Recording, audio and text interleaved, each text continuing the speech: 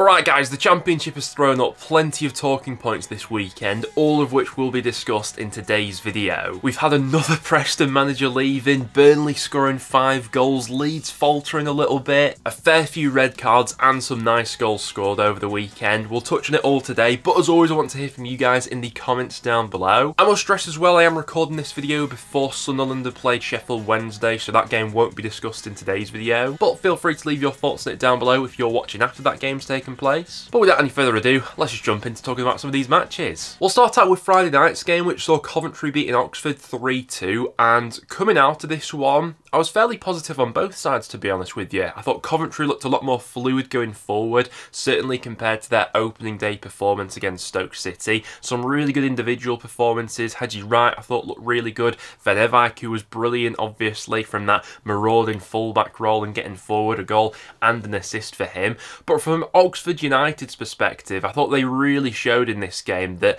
they're capable of going toe-to-toe with a side who most people expect to get the top 6 this season. Had it not been for that Will Volk's mistake at the end of that game, would have walked away with a point from this one. I think Oxford can give it as good as they get, and while they probably will concede a few goals this season, they definitely have a threat of their own going forward. I know I had them bottom of my 1-24 predictions, but if I had to revisit those right now, based on these opening performances, everything I've seen from all these teams so far, I don't think I'd have them 24th right now, and they definitely look like they've got the capabilities of surviving this season, still with a lot of new players to bed in as well. In terms of some of the struggling sides in the Championship at the moment though, my team Preston North End definitely fall into that category. Ryan Lowe left after one league game this season, and our caretaker manager Mike Marsh has decided to leave, having taken charge of just one league game. We lost 3-0 against Swansea. It was a pretty resounding loss in the end. I thought Swansea gave a pretty good account of themselves in this one, bounced back fairly well from a tough opening day display against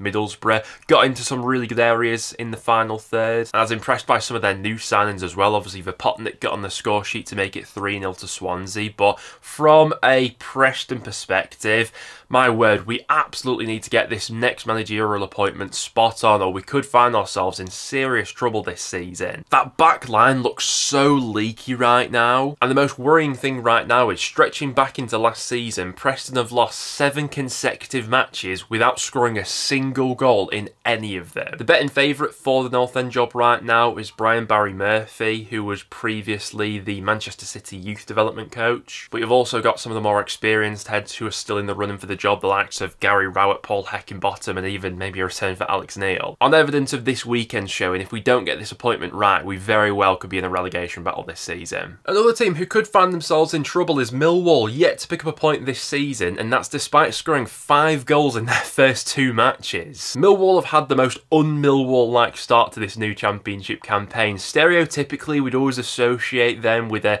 tight 1-0, a 2-1 maybe, or something like that, but opening day of the season they lost 3-2 against Watford, and this weekend they lost 4-3 against Bristol City. It came from 2-0 down to winning 4-3 at Ashton Gate, only to then go on and concede 2 late goals and lose it in the end. I thought Neil Harris's comments were quite telling at the end of that game when he was talking about the lack of strength in depth that Millwall obviously don't have at the moment when he compared the Millwall bench to Bristol City's bench right now. There is some stuff to like with that Millwall starting 11, but I totally get Harris's point that once you look past that, the depth is really worrying there, especially if a few injuries do accumulate throughout the season. For Bristol City though, great win for them in that game there. 7-goal thriller. I'm sure everyone was thoroughly entertained at Ashton Gate this weekend. The only other side we've got in the Championship yet to pick up a point this season is Cardiff. They have had a pretty tough start to the season on paper, obviously. It was an opening day loss against Sunderland and then a 5-0 loss against Burnley this weekend. Ethan Horvath not doing them any favours by gifting Burnley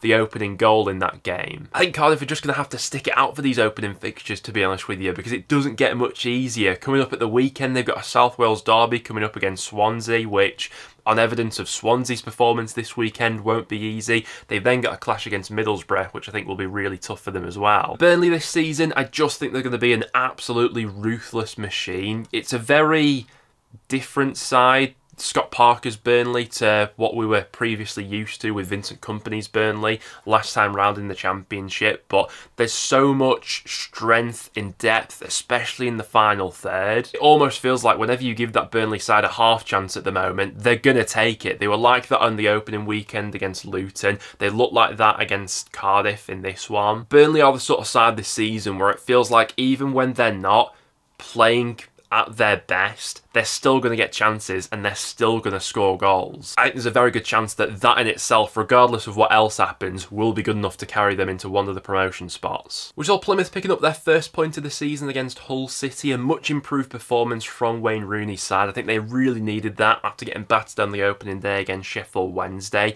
Could have got all 3 points in this one had they been a little bit more clinical in the final third. From a Hull perspective, obviously it was a really nice finish from Coyle to level it up, but you can still tell they are very much a work in progress, and it feels like these opening months of the season probably will be quite rusty for them. 2 games, 2 draws, though it's not a disastrous start for Hull by any means. Portsmouth made it 2 draws from 2 matches as they played out a goalless one with Luton in this game. I think had you offered any Portsmouth fan 2 points from your opening 2 games of the season against Leeds away and Luton at home, absolutely everyone would have taken that. They could have won this one with how the game unfolded, obviously Kaminski being sent off in the first half for a charging run and him taking out 2 Pompey players. Luton in the end had to adapt their game plan, had to sit off the ball a little bit in the second half and obviously settled for the point in the end. Not an ideal start for Rob Edwards' side. There's a few frustrations around Luton at the moment. Recruitment's been fairly slow. Felt like they have probably come into this season a little bit underbaked, haven't they? It is still early days. Next weekend they travel to Deepdale, and with how Preston have started this season, Luton will probably fancy their chances of winning that one. But Portsmouth have definitely shown that they can compete at this level. It was a big result for Derby over the weekend as they picked up their first win of the season, 1-0 against Middlesbrough, their first game at Pride Park. Handed some fortune in the goal, I think it's fair to say. Isaiah Jones has an absolute nightmare with a poor back pass, which Caden Jackson latches onto. In terms of Borough, they had more than enough chances to get back into that game, but nothing would go in for them. Don't think there's much cause for concern there. It was just an individual error which cost them the goal, and then just being off it with some of their finishing, but they certainly got into some good positions. For Derby, I think it will be those sorts of matches which will absolutely be crucial in determining whether or not they survive this season. Those tight games at home. With that first win of the season now under their belt, though, it definitely gives them a platform to kick on. West Brom against Leeds, a little bit anticlimactic in the end. This one finished as a goalless draw. Honestly, I think both teams probably take this point and just move on. Leeds, after the week they've just had, losing Rutter, being battered by Borough in the cup, it feels like they could have found themselves in a bit of a storm in this game against West Brom, but managed to take the point in the end. You do look at them in the final third, though, in that sort of match and think they are significantly weaker without Somerville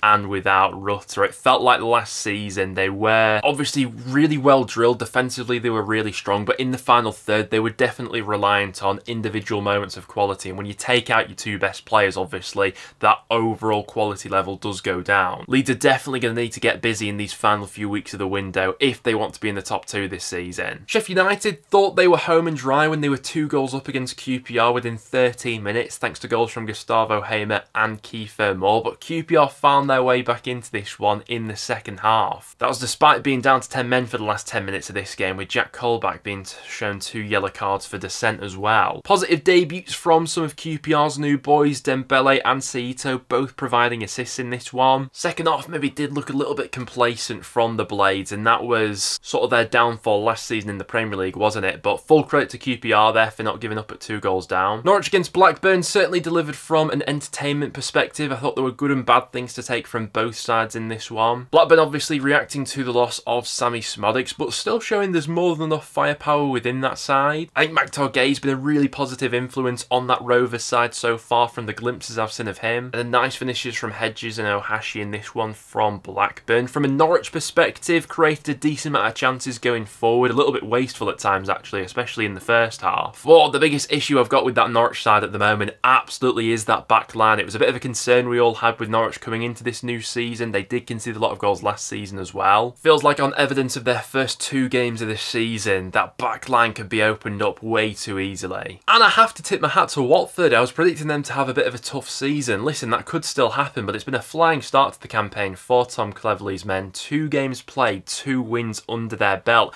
KMB's been in prolific form for them so far this season. 2 goals for him in this game against Stoke. Chakvedadze's looked really good in both games for Watford so far. It feels like this could be a proper breakthrough year for him in the Championship. And Watford just took apart Stoke in the early stages of that second half, didn't they? And then Stoke could never really get back into the game past that point. Victor Johansson didn't cover himself in glory for some of those goals. On the back of a really positive showing on the opening day of the season for Stoke against Coventry, this was a bit of a slap back down to reality maybe of what the Championship's all about. But anyway, those were my thoughts on the games that took place in the Championship this weekend. Definitely quite a bit to take from all of them, and I'd love to hear from you guys in the comments down below as well. Other than that though guys, thank you very much for tuning in. If you did go in to enjoy, make sure to leave a like, and I'll see you all in the next one.